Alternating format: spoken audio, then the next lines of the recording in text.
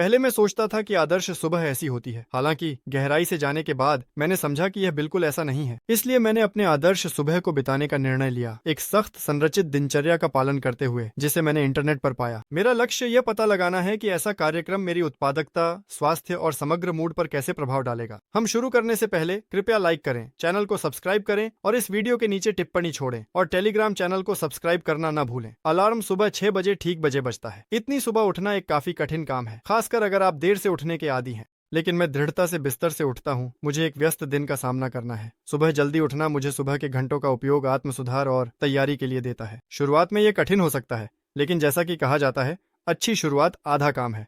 सबसे पहले जब मैं उठता हूँ तो एक गिलास पानी पीता हूँ। यह सरल क्रिया शरीर को जगाने और मेटाबॉलिज्म को शुरू करने में मदद करती है। पानी रात की नींद के बाद शरीर को हाइड्रेट करता है, पाचन में सुधार करता है और विषाक्त पदार्थों को बाहर निकालने की प्रक्रिया को तेज करता है। सुबह का एक गिलास पानी शरीर को यह संकेत देता है कि जागने और काम शुरू करने का समय आ गया है। एक गिलास पानी पीने के बाद मैं जूते पहनता हूँ और बाहर निकलता हूँ। प्राकृतिक प्रकाश पूरी तरह से जागने और जैविक घड़ियों को समन्वयित करने में मदद करता है। ताज़ा हवा में चलना, भले ही वह केवल 10-15 मिनट का हो, मुझे ऊर्जा और ताजगी से भर देता है। सुबह की रोशनी से सेरोटोनिन का उत्पादन बढ़ता है, जो मूड को बेहतर बनाता है और सर्केडियन रिदम को नियंत्रित करने में मदद करता है। इसके अलावा यह सुबह की प्रकृति की शांति और सुंदरता का आनंद लेने का एक शानदार अवसर है। मुझे यह बहुत पसंद आया क्योंकि चारों ओर धुंध थी, कोई नहीं था और कुल मिलाकर यह बहुत सुखद था। इसके बाद की दिनचर्या में शारीरिक व्यायाम और खिंचाव शामिल हैं। मैंने ताज़ा हवा में व्यायाम करने का निर्णय लिया और ठंडी मौसम के बावजूद मैं बहुत जल्दी गर्म हो गया। कुछ मिनटों के सरल व्यायाम शरीर को जगाने, रक्त संचार को सुधारने और मांसपेशियों को सक्रिय दिन के लिए तैयार करने में मदद करते हैं। खिंचाव सुबह की जकड़न को दूर करता है और ऊर्जा से भर देता है। यह छोटों को रोकने और लचीलापन बढ़ाने में भी मदद करती है। घर लौटने के बाद सुबह की स्वच्छता का समय आता है। मैं चेहरा धोता हूँ। हालांकि आदर्श रूप से मुझे शॉवर लेना चाहिए था, लेकिन घर में पतली दीवारों के कारण किसी को जगाने से बचने के लिए मैं केवल चेहरे को धोने तक ही सीमित रहता हूँ। मैं दांतों की सफाई करता हूँ और अन्य स्वच्छता प्रक्रियाएं करता हूँ। दुर्भाग्यवश मेरा ट्राइपॉड टूट गया, इसलिए यह थोड़ा असुविधाजनक था। ये क्रियाएं मुझे तरोताजा करती हैं और नए चुनौतियों के लिए तैयार महसूस करने में मदद करती हैं। दांतों की सफाई और त्वचा की देखभाल महत्वपूर्ण अनुष्ठान है जो पूरे दिन का माहौल निर्धारित करते हैं। नाश्ता, दिन का सबसे महत्वपूर्ण भोजन। और हालांकि आमतौर पर मैं सुबह नाश्ता नहीं करता, मैं दोपहर के करीब खाना पसंद करता हूँ क्योंकि मैं देर से उठता हूँ। आज मैंने ऑमलेट बनाने का फैसला किया।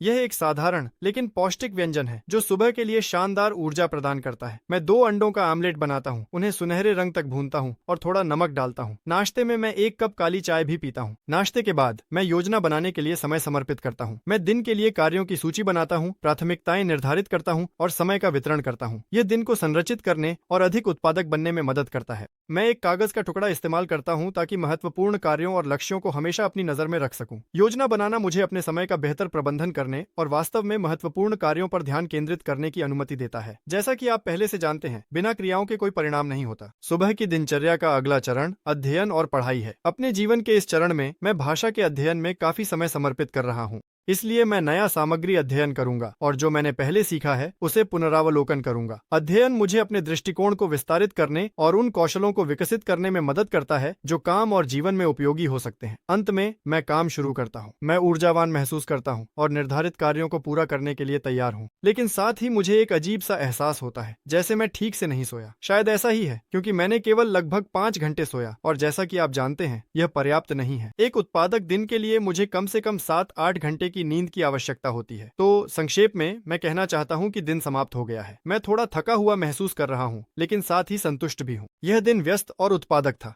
मैंने समझा कि ऐसी दिनचर्या के लिए अनुशासन की आवश्यकता होती है, लेकिन परिणाम इसके लायक हैं। यह एक दिलचस्प अनुभव था, लेकिन इससे पूरी तरह से लाभ उठाने के लिए मुझे अपनी नींद के कार्यक्रम पर काम करने की आवश्यकता है।